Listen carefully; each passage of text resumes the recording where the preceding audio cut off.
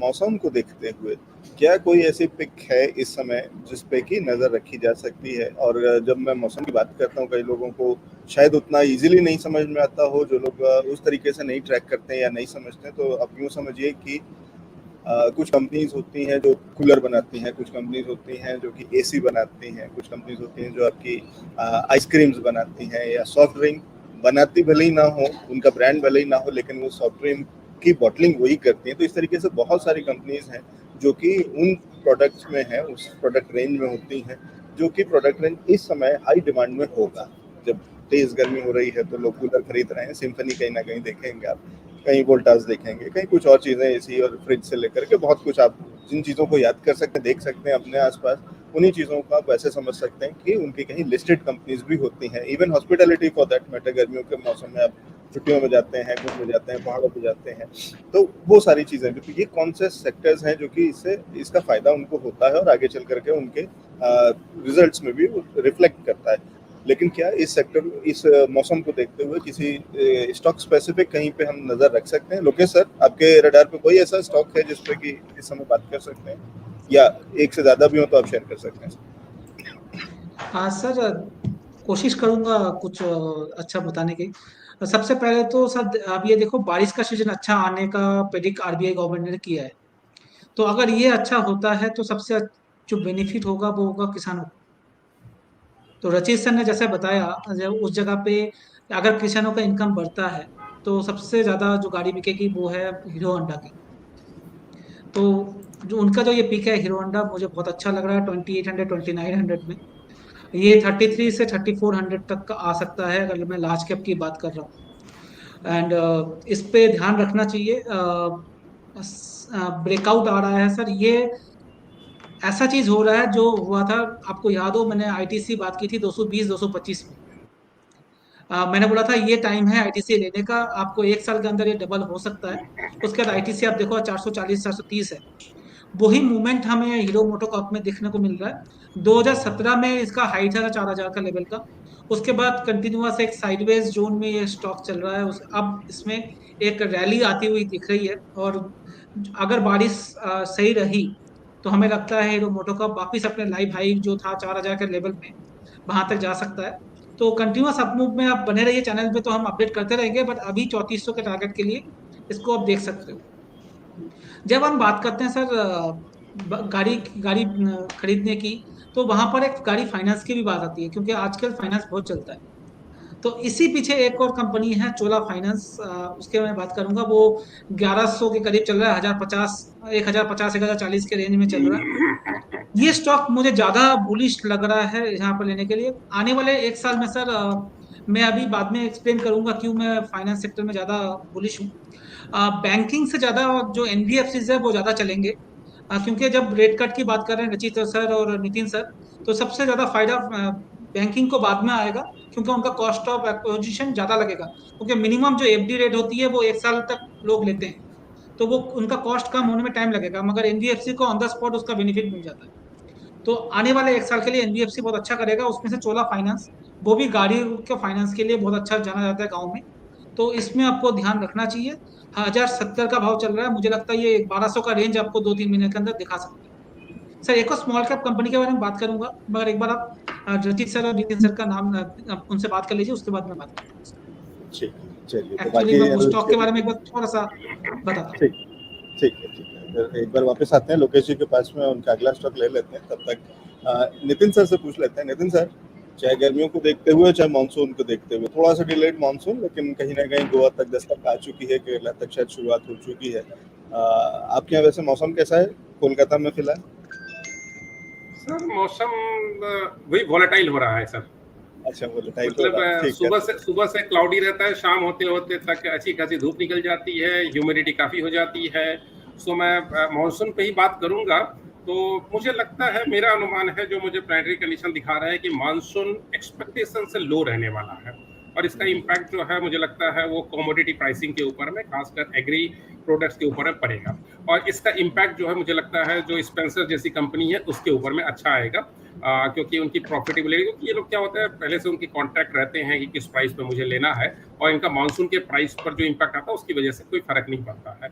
सो मेरे एक्सपेक्टेशन है, क्योंकि देखिए ये एक्सपेक्टेशन की वजह ये है कि जुपिटर एंड राहु वो एक साथ बैठे हुए हैं मंगल के घर में, और ये कहीं ना कहीं जो है सो कुछ प्रॉब्लम क्रिएट करते हैं, जो सिचुएशन चल रहा होता है उसको डिटेरियोरेट करने की कोशिश करते हैं, एक्सपेक्टेशंस को थोड़ा सा कम करते हैं। तो अभी एक्सपेक्टेशन हम मानसून की कर रहे हैं, वो दिखाएंगे कुछ और बिकॉज राहु की एक क्वालिटी होती है कि वो दिखाता कुछ और है और होता कुछ और है, मतलब एक मिरेज क्रिएट कर देता है, ठीक है। तो इसलिए मुझे लगता है कि मानसून जो है उतना ज्यादा इफेक्टिव नहीं रहने वाला है, एक्सपेक्टेशन से लो ही रहेगी, और उसका इफेक्ट जो है मुझे लगता है कि स्टॉक एक्सपेंशन जिसके ऊपर मुझे लगता है कि अच्छी तेजी दिखा सकता है। अब मैं आता हूँ अगर एक स्टॉक के ऊपर में, जो कि सीजनल स्टॉक की बात करूँ, जो कि 1.5 से 2 महीना में मुझे लगता है कि अब आउट परफॉर्म करना चाहिए, वो है वोल्टास लिमिटेड। वोल्टास लिमिटेड देखिए, ये बेचारा ये कंपनी जितनी गर्मी पड़ी ओवरऑल, तो उसकी वजह से इस कंपनी को बहुत अच्छा चलना चाहिए, बिकॉज एसीज की डिमांड जो है, कूलर्स की डिमांड बहुत बढ़ी, बट प्लेनेट के आगे कुछ नहीं होता है, टाइम के आगे कुछ नहीं होता है, ये बात को मैं हमेशा मानता हूँ और थोड़ा बहुत समझता भी हूँ। सो कहीं ना कहीं इसके ऊपर भी प्लैनेट्स के इतने बुरे प्रभाव पड़ रहे थे कि ये बेचारा परफॉर्म नहीं कर पाया और कंटिन्यू ही नीचे की तरफ मूव करता रहा। जनवरी फरवरी मार्च समय से, जिस समय में बाकी जो दूसरे इसके कॉम्पिटिटर है, एलजी हो, सैमसंग है, इसने आउट परफॉर्म किया है, लिस्टेड नहीं है कंपनी बट आउट परफॉर्म किया है सेल्स के अंदर में, वहीं पर इसके स्टॉक जो है कहीं ना कहीं वोल्टास के स्टॉक धराशायी होते रहे। बट अभी इस जगह पर ये अपने ट्रिपल बॉटम फॉर्मेशन कर चुका है, और मुझे लगता है कि 790 का जो लेवल है ये बहुत जबरदस्त लेवल है, यहाँ पर इसको बाइंग की जा सकती है। ज्यादा दूर का नजरिया मैं बोलूंगा 1.5 से 2 महीने के अंदर में मुझे लगता है ये ट्रिपल बॉटम फॉर्मेशन के बाद में ये ऊपर की तरफ उठेगा, और पहला जो इसका लेवल आ रहा है वो पहला लेवल मेरे पास 790 से ऊपर उठकर आ रहा है 841 का, और 841 पे एक हल्का सा रेजिस्टेंस फेस करेगा, हो सकता है 841 से नीचे में या 827 या 25 तक भी जा सकता है, लेकिन 841 पर एक रेजिस्टेंस फेस करेगा, और 841 के बाद ये नेक्स्ट मूव जो है 871 तक का लगाएगा। क्योंकि मैं शॉर्ट टर्म नजरिया दे रहा हूं, इसलिए टारगेट भी थोड़ी छोटी दे रहा हूं। 871 तक का मेरा मैक्सिमम टारगेट है, और टाइम होराइजन मेरा 1.5 से 2 महीने का है।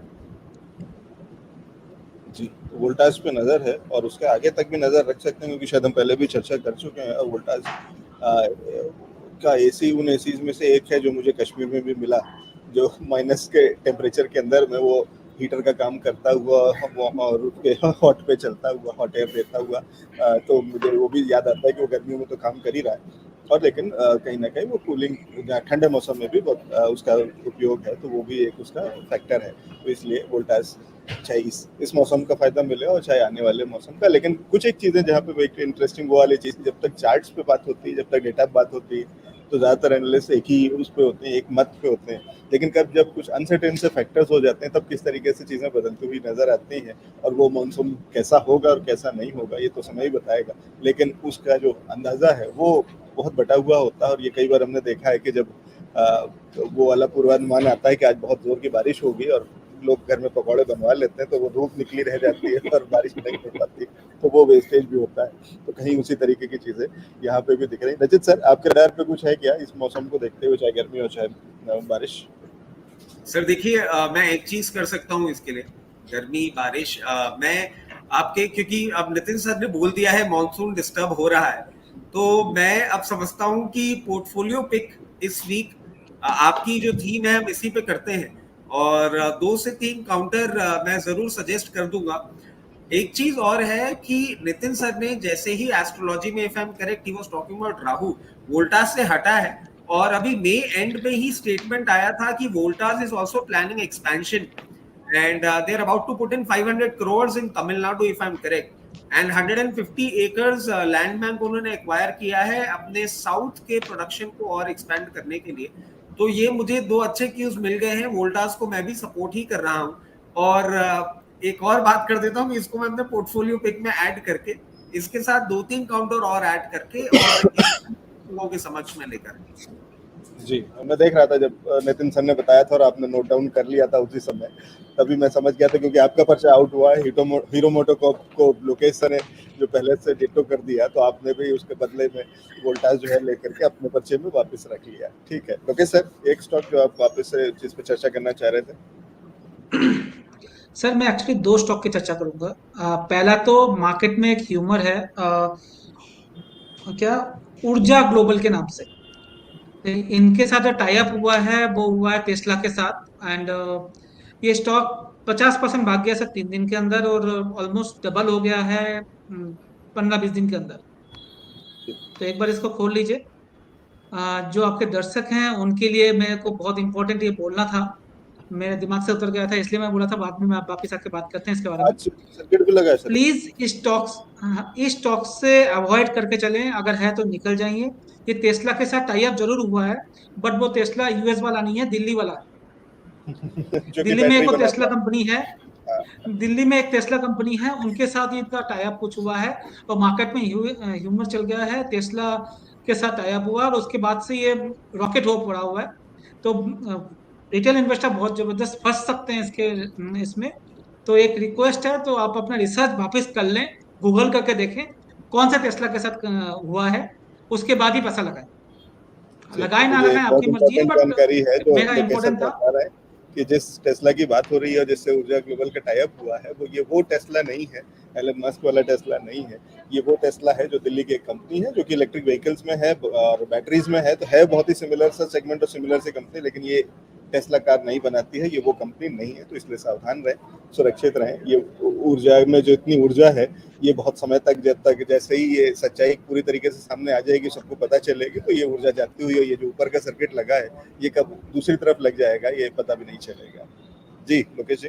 जी सर, और जो स्टॉक के बारे में बात कर रहा हूँ सर, वो है ELIN। ELIN जी सर, पहला चीज है, ये कंपनी मेरी नहीं है, सेठियास की जरूर है बट मेरी नहीं है। ये भी दिल्ली बेस्ड कंपनी है।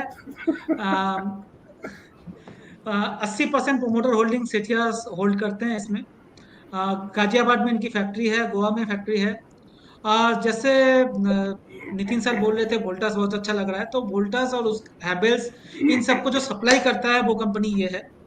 ये मोटर्स बनाते हैं एसी के लिए, ये मोटर्स बनाते हैं फैंस के लिए, ये घर पे जो आप मिक्सर ग्राइंडर यूज करते हैं उनके लिए प्रोडक्ट बनाते हैं। तो ये बैकएंड में ये काम करते हैं। आपको याद हो सर, एक स्टॉक मैंने PGEL दिया था, इसके बारे में बाद में बात कर लेते हैं। तो ये स्टॉक जो है हमें अच्छा लग रहा है। 2021 में इसका आया था IPO, तो वहां से एक करेक्शन आया 260 से, एक स्टॉक 150 120 तक आ गया था, वहां से एक अपर मूव ये दिखा रहा है। तो हमें लगता है इस स्टॉक को आपको नजर रखनी चाहिए। 180 से 200 तक ये स्टॉक जा सकता है, और 120 का करीब का स्टॉप लॉस इसमें आप रख लीजिए।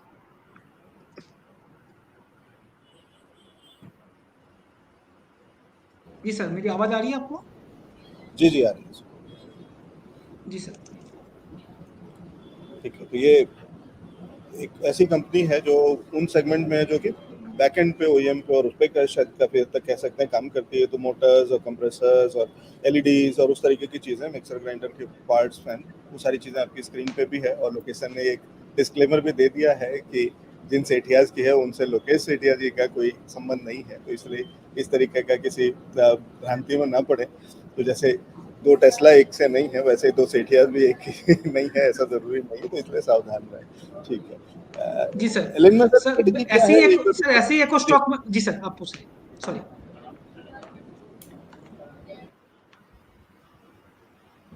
जी हाँ सर, ऐसे ही एक स्टॉक हमने 12 से 15 महीने पहले आपके फाउंडर के चैनल पे दिया था, PGEL।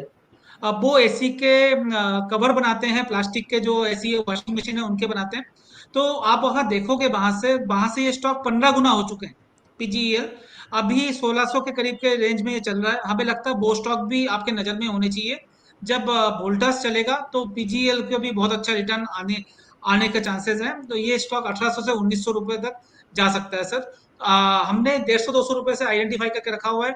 हमारे क्लाइंट के पोर्टफोलियो में हो सकता है, हमारे पर्सनल पोर्टफोलियो में हो सकते हैं। तो आप अपने लेने से पहले प्लीज रिसर्च जरूर कर लीजिए, अपने एनालिस्ट से जरूर पता कर लीजिए।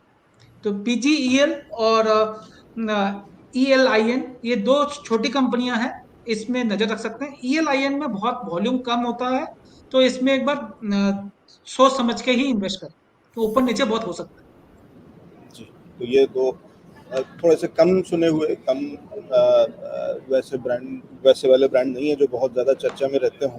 लेकिन लोकेश सर की एक खासियत भी है कि वो ऐसे वो वाले अंडरडॉग्स ढूंढ करके लाते हैं, उस तरीके के स्टॉक्स लेकर के आते हैं।